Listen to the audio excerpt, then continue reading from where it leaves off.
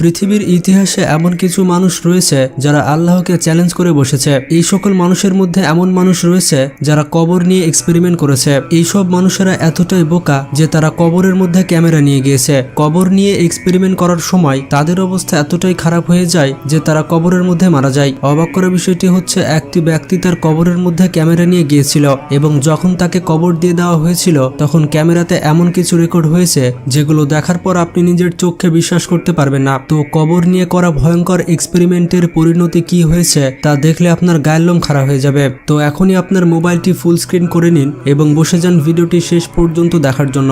এবং কবর যে কত ভয়ঙ্কর হতে পারে তা আজকের এই ভিডিওটি দেখলে আপনি বুঝতে পারবেন। তো প্রথমে রয়েছে ধারাতা। এই যে ব্যক্তিকে আপনি দেখতে পাচ্ছেন, এই ব্যক্তি হচ্ছে একজন ইউটিউবার যে বিভিন্ন ধরনের এক্সপেরিমেন্ট করে থাকে এবং এই ব্যক্তি হচ্ছে আয়ারল্যান্ডের বাসিন্দা। 2021 সালে এই ইউটিউবার কবরের উপর একটি অদ্ভুত এক্সপেরিমেন্ট করে।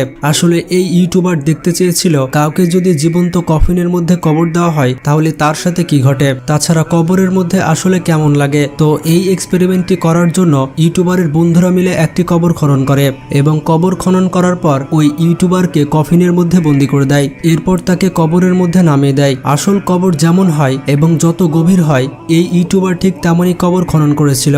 এই ইউটিউবারকে তেমনভাবে দাফন করা হয়েছিল যেমনভাবে একটি মৃত ব্যক্তিকে দাফন করা হয়ে থাকে। মজার ব্যাপারটি হচ্ছে, এই ইউটিউবার কবরের মধ্যে তার সাথে ক্যামেরাও নিয়ে গিয়েছিল যাতে করে সে কবরের মধ্যে সবকিছু ভিডিও করতে পারে। কবরের মধ্যে এই ব্যক্তি দুইটি জায়গাতে ক্যামেরা সেট করে দেয়। এরপর এই ব্যক্তি কবর থেকে বের হয়ে আসার জন্য একটি স্পেশাল টেকনিক অনুসরণ করতে থাকে এবং তার উপরে যে কফিন রয়েছে সেই কফিনকে হাত দিয়ে হিট করতে থাকে। কবরের মধ্যে এই ব্যক্তি খুবই মজাতে ছিল, এমনকি সে স্যান্ডউইচ খাচ্ছিল। এর পাশাপাশি এই ইউটিউবার তার বন্ধুদের সাথে কমিউনিকেট করতে থাকে। তো এরপর যখন কিছু সময় পার হয় তখন কবরের মধ্যে তাকে আস্তে আস্তে ঠান্ডা লাগতে শুরু করে, কারণ এই ব্যক্তির চারপাশের মাটিতে পানি জমতে শুরু করেছিল। এরপর এই ইউটিউবার ভয় পেতে শুরু করে এবং কফিন থেকে বের হয়ে আসার জন্য চেষ্টা করে। এই ইউটিউবার কফিনের ওপরের অংশকে হাত দিয়ে হিট করতে থাকে। এর ফলে ওপরের যে অংশ রয়েছে সেটি নিচের দিকে নেমে আসতে থাকে। কবরের মধ্যে তার জন্য আস্তে আস্তে জায়গা ছোট হয়ে আসছিল।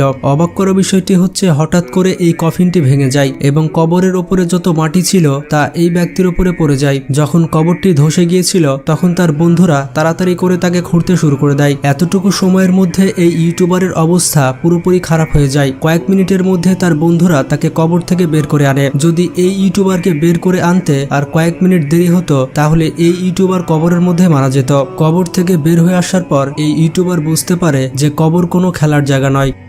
তো এরপরে রয়েছে জো বারাস। এই ব্যক্তি একজন ম্যাজিশিয়ান ছিল যে 1990 সালে কবর নিয়ে একটি জাদু দেখায়। এই ম্যাজিশিয়ান ক্যালিফোর্নিয়ার একটি পার্কে সাধারণ মানুষকে এক জায়গায় করেছিল যাতে করে এই ম্যাজিশিয়ান মানুষকে তার জাদু দেখাতে পারে।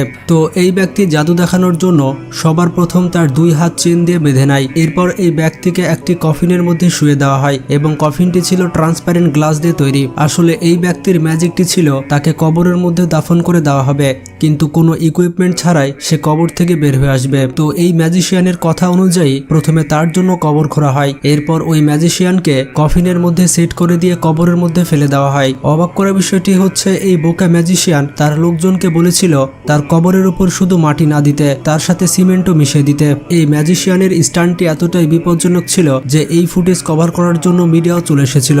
যখন এই ব্যক্তির ইন্টারভিউ নেওয়া হয়েছিল তখন এই ম্যাজিশিয়ান খুবই কনফিডেন্সের সাথে বলেছিল যে কবর থেকে বের হয়ে আসতে তার কোনো সমস্যাই হবে না। আসলে এই ম্যাজিশিয়ান মনে করেছিল সে খুব সহজে আল্লাহকে চ্যালেঞ্জ করে বেঁচে যাবে। তো যাই হোক, এরপর এই ম্যাজিশিয়ানকে কবরের মধ্যে নামিয়ে দেওয়া হয়। কবরে নামিয়ে দেওয়ার পর এই ব্যক্তির উপরে প্রথমে মাটি চাপা দেওয়া হয়। তারপর এই ব্যক্তির ইনস্ট্রাকশন অনুযায়ী তার কবরের উপরে কংক্রিট দেওয়া হয়। যখন তার ওয়ার্কাররা এই কংক্রিট লেভেল করছিল তখন কবরের ওপর যে মাটিগুলো ছিল সেগুলো ধসে যাচ্ছিল। যখন মাটিগুলো ধসে যাচ্ছিল তখন মানুষজন অনেক ভয় পেয়ে গেছিল। কবরের ওপর যে মাটি এবং কংক্রিট ছিল সেগুলো আস্তে আস্তে কবরের মধ্যে যেতে শুরু করলো। এটি দেখার পর তাড়াহুড়ো করে কবর খোঁড়া শুরু হলো।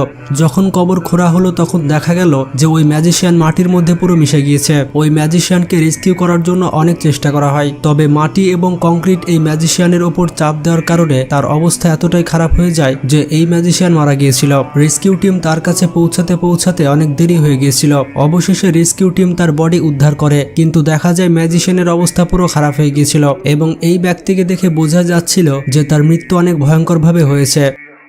তো এরপরে রয়েছে অ্যান্টনি ব্রিটন। এই ব্যক্তি হচ্ছেন একজন ইউকের বাসিন্দা। এছাড়া তিনি একজন স্কেপ আর্টিস্ট, মানে এরা এমন ব্যক্তি হয়ে থাকে যাদেরকে কেউ আটকে রাখতে পারে না। আপনি যে কোনো জেলে কিংবা যে কোনো ফাঁদে এদেরকে আটকে রাখলে এরা মুহূর্তের মধ্যে সেখান থেকে বের হয়ে আসবে। তো এই বোকা ব্যক্তি একবার চিন্তা ভাবনা করলো যে কবরকে নিয়ে এক্সপেরিমেন্ট করবে। সে কবরের মধ্যে যাবে এবং সেখান থেকে খুব সহজে বের হয়ে আসবে। এই বোকা ব্যক্তি ভেবেছিল যেহেতু সে একজন স্কেপ আর্টিস্ট, তাই সে কবরের মধ্যে থেকে খুব সহজে বের হয়ে আসবে। তো এই ব্যক্তি কবর নিয়ে এক্সপেরিমেন্ট করেছিল 2017 সালে। প্রথমে এই ব্যক্তি 6 ফুট লম্বা একটি কবর তৈরি করে। তারপর সে তার বন্ধুদের বলল যে এই কবরের মধ্যে তাকে দাফন করে দিতে। এই ব্যক্তি এতটাই কনফিডেন্স ছিল যে তার সাথে কোনো ইকুইপমেন্ট নিয়ে গিয়েছিল না। তো যাই হোক, এই ব্যক্তির বন্ধুরা তাকে কবরের মধ্যে নামিয়ে দেয় এবং তার উপরে মাটি চাপা দিতে থাকে। যখন এই ব্যক্তিকে মাটি চাপা দেওয়া হয়ে যায় তখন সবাই অপেক্ষা করে যে এই ব্যক্তি কখন কবর থেকে বের হবে। মানুষেরা ভেবেছিল যেহেতু এই ব্যক্তি একজন এক্সপার্ট, তাই কবর থেকে বের হয়ে আসতে তার বেশি সময় লাগবে না। যখন আস্তে আস্তে অনেক সময় চলে যাচ্ছিল তখন মানুষ বুঝতে পারলো যে কবরের মধ্যে তার সাথে কিছু হয়েছে। অনেক সময় কেটে যায় কিন্তু অ্যান্টনি কবর থেকে বের হয়ে আসে না। যখন বেশ কিছু সময় কেটে যায় তখন সবাই চিন্তায় পড়ে যায় এবং অ্যান্টনির কবর খোঁড়া শুরু করে দেয়। যখন তারা অ্যান্টনির কবর খোঁড়ে তখন তারা দেখতে পায় অ্যান্টনি অজ্ঞান হয়ে গিয়েছে। এছাড়া অ্যান্টনির চোখে মুখে অনেক মাটি ঢুকে গিয়েছিল আর তার অবস্থা একেবারে খারাপ হয়ে গিয়েছিল। এরপর তাড়াহুড়া করে অ্যান্টনিকে হসপিটালে নিয়ে যাওয়া হয়। সেই দিন অ্যান্টনির ভাগ্য ভালো ছিল, যার কারণে সে প্রাণে বেঁচে গিয়েছিল। যদি তার বন্ধুরা তাড়াতাড়ি করে কবর না খুঁড়ত তাহলে সে সত্যি সত্যি মারা যেত। অবাক করে বিষয়টি হচ্ছে মাটির চাপে অ্যান্টনির শরীরের বিভিন্ন অংশের হাড় ভেঙে গিয়েছিল, এমনকি অ্যান্টনির কোমরের হাড়ও ভেঙে গিয়েছিল। যখন অ্যান্টনির জ্ঞান ফিরল তখন তার ইন্টারভিউ নেওয়া হয়েছিল। ইন্টারভিউয়ে অ্যান্টনি বলেছিল যখন তাকে দাফন করা হয় তখন আস্তে আস্তে তার মাথা ঘুরতে থাকে। সে আস্তে আস্তে অজ্ঞান হয়ে যাচ্ছিল এবং তার হাত পা নাড়াতে পারছিল না। এমনকি স্বপ্নে সে তার পরিবারের মৃত ব্যক্তিকে দেখতে পাচ্ছিল। এর পাশাপাশি মৃত ব্যক্তির আওয়াজও শুনতে পাচ্ছিল। এরপরে রয়েছে অ্যালান রাবিন। এই ব্যক্তি একজন ইংল্যান্ডের বাসিন্দা ছিলেন। 1940-এর দশকে এই ব্যক্তি একজন ফেমাস ম্যাজিশিয়ান ছিলেন। 1949 সালে এই ব্যক্তি দাবি করে যে সে তার 2 হাত বেঁধে কবরে নামবে এবং কবর থেকে বের হয়ে আসবে। সবার প্রথমে এই ব্যক্তির 2 হাতকে বেঁধে দেওয়া হয়। এরপর তাকে কবরের মধ্যে নামিয়ে দেওয়া হয়। তাকে যে কবরের মধ্যে নামানো হয়েছিল সেই কবরটি 6 ফুট গভীর ছিল। তো যাই হোক, তাকে কবরে নামানোর পরে তাকে মাটি চাপা দিয়ে দেওয়া হয়। এমনকি সে তার লোকজনকে বলেছিল যে কবরের মাটি একেবারে লেভেল করে দিতে। যখন তাকে দাফন করা হয় তখন মানুষজন অনেক এক্সাইটেড ছিল যে সে কখন বের হয়ে আসবে। মানুষজন অপেক্ষা করছিল যে কখন এই ম্যাজিশিয়ান বের হয়ে আসবে, কিন্তু বেশ কিছু সময় পার হয়ে যায় এই ম্যাজিশিয়ান বের হয়ে আসে না। যখন অনেক সময় পার হয়ে যায় তখন লোকজন চিন্তাতে পড়ে যায় এবং তার কবর খোঁড়া শুরু করে দেয়। তাড়াতাড়ি করে কবর খোঁড়ার পর দেখা যায় যে অ্যালেন অজ্ঞান হয়ে গিয়েছে। তাকে তাড়াতাড়ি কবর থেকে বের করা হয়। এরপর দেখা যায় তার অবস্থা খুবই খারাপ হয়ে গিয়েছে। তার সাথীরা তাকে খুব তাড়াতাড়ি বের করে নিয়েছিল, যার কারণে এই ম্যাজিশিয়ান সেদিন প্রাণে বেঁচে গিয়েছিল। এরপর যখন তাকে ইন্টারভিউ জিজ্ঞেস করা হয়েছিল যে তার সাথে কবরে কি হয়েছিল, তখন সে বলেছিল আমাকে যখন কবর দেওয়া হয় তার কিছু সময় পর আবার মনে হয় মাটি যেন তার দিকে আমাকে টেনে নিচ্ছে এবং আমার শরীর আস্তে আস্তে চাপ অনুভব করছিল।